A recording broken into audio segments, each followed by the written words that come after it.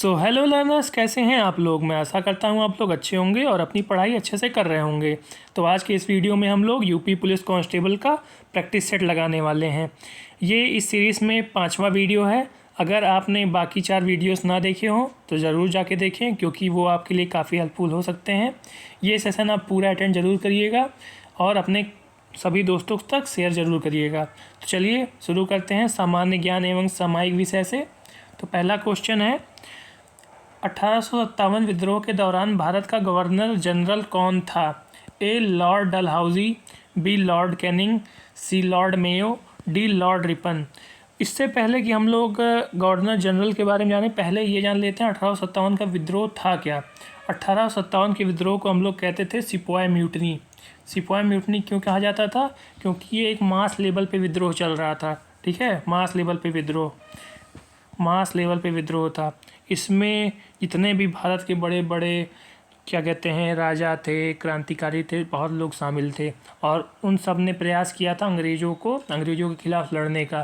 ठीक है, तो इसका करेक्ट आंसर हो जाएगा आपका बी लॉर्ड कैनिंग। ओके, तो ये याद रखिएगा आप लोग। दूसरे क्वेश्चन पे आते हैं। अफ्रीका महाद्वीप में करीबा बांध किस नदी पर बनाया गया है। ए नील नदी, बी नाइजर नदी, सी जाम्बिया नदी या डी कांगो नदी। तो करीबा डैम के बारे में पूछ रहा है, अफ्रीका में कि जो कि बनाया गया है, तो ये किस नदी पे बनाया गया है। तो इसका करेक्ट आंसर हो जाएगा सी जाम्बेजी नदी। एक फैक्ट और आप लोग याद रखिए, जो ये नील नदी है यानी कि नाइल रिवर, ये अमेज़ॉन से होके गुजरती है। ठीक है, अमेज़ॉन से नाइल रिवर होके गुजरती है, इतना आप लोग याद रखिएगा। ठीक है, और कांगो नदी क्या कहते हैं अफ्रीका में पाई जाती है और ये आपके जो ट्रॉपिक ऑफ कैप्रिकॉर्न इक्वेटर जो है, इक्वेटर को 2 बार काटती है और यहाँ पे बहुत ही घने फॉरेस्ट भी पाए जाते हैं। तो ये चीज़ें कुछ फैक्ट्स हैं, आप लोग याद रखिएगा। आगे चलते हैं हम लोग। त्रिपिटक धार्मिक ग्रंथ है, त्रिपिटक। ठीक है, तो ए जैनों का, बी बौद्धों का, सी सिखों का या डी हिंदुओं का। तो तीसरे का करेक्ट आंसर हो जाएगा आपका बी बौद्धों का। 3 पितक आपने सुना होगा, सुत्त पितक, वाम पितक, ऐसे ही 3 पितक हैं, तो वो आप लोग देख लीजिएगा। तो ये बौद्धों का धार्मिक ग्रंथ है। चौथा क्वेश्चन पे आ जाते हैं। विजय स्तंभ कहाँ स्थित है। ए दिल्ली, बी झांसी, सी चित्तौड़गढ़ या डी फतेहपुर सीकरी। तो चौथे का करेक्ट आंसर हो जाएगा आपका सी चित्तौड़गढ़। ओके, आगे चलते हैं। वर्तमान में पाकिस्तान में समस्याओं में से क्या शामिल नहीं है। सेना का राजनीतिकरण, बी कट्टरपंथी संगठनों को सरकारी प्रश्रय, सी राजनीतिक भ्रष्टाचार या डी उपजाऊ भूमि की अनुपलब्धता।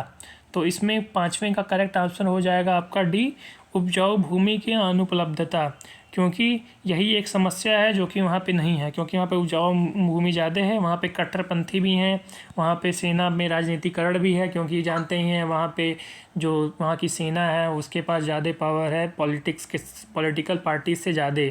जिसको भी वो सब चाहते हैं उसको वहाँ का रूलर बना देते हैं। ठीक है, भ्रष्टाचार भी बहुत ज़्यादा है। तो ये चौथा जो ऑप्शन है, वहाँ पे जो उपजाऊ भूमि है उसकी उपलब्धता ज़्यादा है। ठीक है, आगे चलते हैं।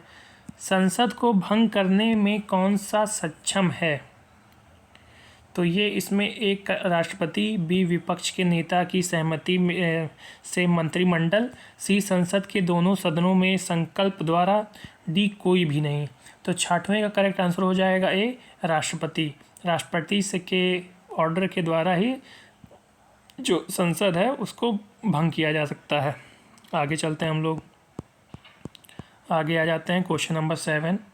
क्वेश्चन नंबर 7 क्या कह रहा है।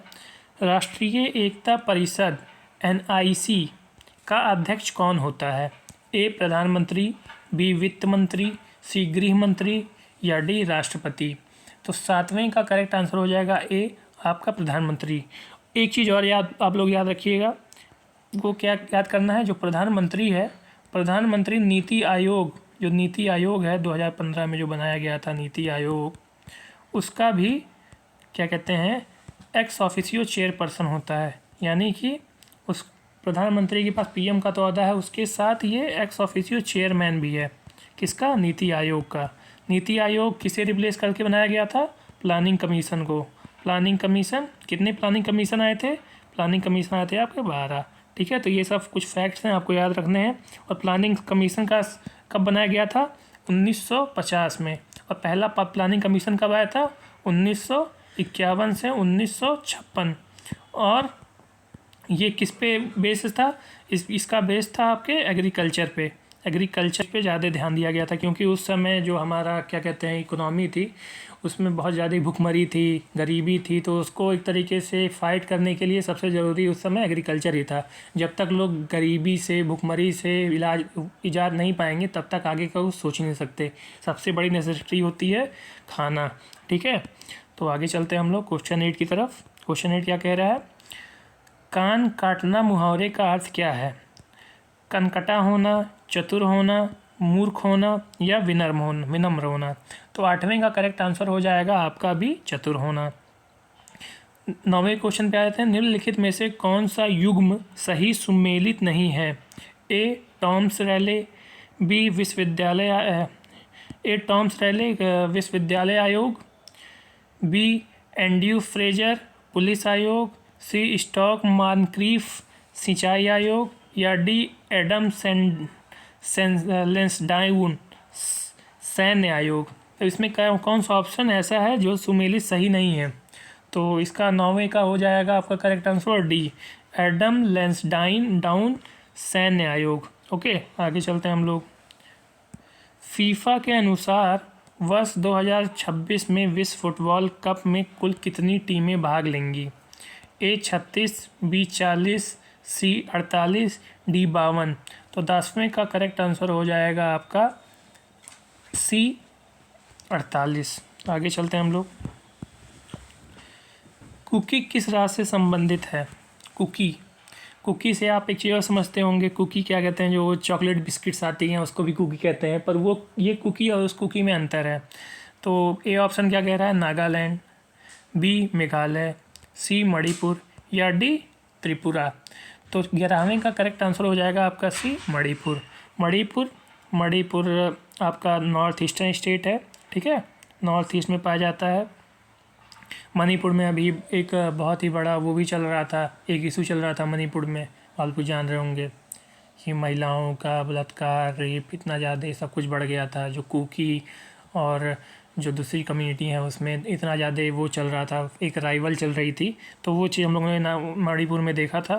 केरल राज्य ने किस मिशन के द्वारा 100% प्राथमिक शिक्षा का लक्ष्य हासिल कर लिया? तो इसका करेक्ट आंसर हो जाएगा आपका 12वें का बी ऑप्शन अतुल्य मिशन। तो इसको आप छोड़ सकते हैं, इसको बाद में। और ये भी क्वेश्चन आप छोड़ सकते हैं, क्योंकि ये क्या कहते हैं करंट संबंधित है, और ये जो मैं क्वेश्चंस करा रहा हूँ वो थोड़ा प्रीवियस है, तो आप इसको छोड़ सकते हैं। आगे चलते हैं हम लोग। निम्नलिखित युग्म में कौन सा सुमेलित नहीं है? तो निम्नलिखित युग्म में कौन सुमेलित नहीं है? पहला टोडरमल सीतापुर, अबुल फजल आगरा, बीरबल कन्नौज या डी जियाउद्दीन बरनी बुलंदशहर। तो इसमें से कौन सा सुमेलित नहीं, यानी करेक्ट कौन सा मैच्ड नहीं है? तो 14वें का करेक्ट आंसर हो जाएगा आपका सी बीरबल कन्नौज। ठीक है, आगे चलते हैं। जनगणना 2011 के अनुसार उत्तर प्रदेश में पुरुष साक्षरता दर है 59.26, 77.3, 69.72, 60.34। तो इसमें से कौन सा करेक्ट आंसर हो जाएगा? 15वें का हो जाएगा आपका भी 77.3। तो ये आपके लिए बहुत इंपॉर्टेंट क्वेश्चन बन सकता है आपके क्या कहते हैं यूपी पुलिस के पेपर में। आपके जो यूपी स्पेशल है उसमें ये क्वेश्चंस पूछ सकते हैं, तो आप ज़रूर से ज़रूर इसको याद रखिएगा। तबकात ए नसीरी पुस्तक के लेखक कौन थे? ए अबुल फजल, बी बदायूनी, सी गुलबदन बेगम या डी मिनहाज अल सिराज। तो 16वें का करेक्ट आंसर हो जाएगा आपका डी मिनहालुल सिराज। मिनहालुल सिराज ने क्या लिखी थी? तबकात नसीरी। आगे चलते हैं हम लोग क्वेश्चन नंबर 17 की तरफ। ये क्या कह रहा है? भारतवंशी लियो वराडकर किस देश के प्रधानमंत्री बने हैं? तो ये आप क्वेश्चंस छोड़ सकते हैं, इसका आपके एग्ज़ाम के लिए कोई रेलेवेंस नहीं है। आगे चलते हैं हम लोग। अंसुजा सेनपा संबंधित हैं? तो ये किससे संबंधित हैं? 18वें का आपका हो जाएगा सी ऑप्शन, ये संबंधित हैं पर्वतारोहण से। आगे ये भी क्वेश्चन आपके लिए रेलिवेंट नहीं है, इसको आप छोड़िए, आगे चलते हैं। किस देश ने कृत्रिम सूर्य का निर्माण किया है? कृत्रिम सूर्य का निर्माण आपके किस देश ने किया है? तो 20वें का करेक्ट आंसर हो जाएगा आपका सी, जर्मनी। अभी हाल फिलहाल में चाइना ने भी किया है कृत्रिम सूर्य का निर्माण। ओके, तो ये चीज़ आप याद रखिएगा। ये क्वेश्चन भी आप छोड़ सकते हैं, पर एक बार देख लेते हैं हम लोग। Unprecedented the masters and me पुस्तक के लेखक कौन है? सचिन तेंदुलकर, जाहिर खान, टाइगर वुड्स या इरफान पठान? तो इसका करेक्ट आंसर हो जाएगा आपका 21वें का सी हो जाएगा, टाइगर वुड्स। ठीक है, छोड़ दीजिए आप, आगे चलते हैं, ये भी छोड़ दीजिए। किस प्रदेश में नवाबगंज पक्षी विहार कहाँ स्थित है? प्रदेश में नवाबगंज पक्षी विहार कहाँ स्थित है? ये भी आपके करियर ये ऑप्शन ये एक तरीके से इम्पोर्टेंट हो जाता है आपके लिए। ठीक है, तो 24वें का आपका हो जाएगा डी ऑप्शन। 19 में दिलवाड़ा का जैन टेम्पल किस राज्य में स्थित है? दिलवाड़ा का जैन टेम्पल, ए असम, बी उत्तर प्रदेश, सी राजस्थान या डी मध्य प्रदेश? तो इसका करेक्ट आंसर हो जाएगा आपका सी, राजस्थान। तो आज का सेशन हम यहीं पे समाप्त करते हैं। अगर आपको सेशन अच्छा लगा हो तो वीडियो को लाइक करें, चैनल को सब्सक्राइब करें और बेल आइकन दबाना ना भूलें। Thank you.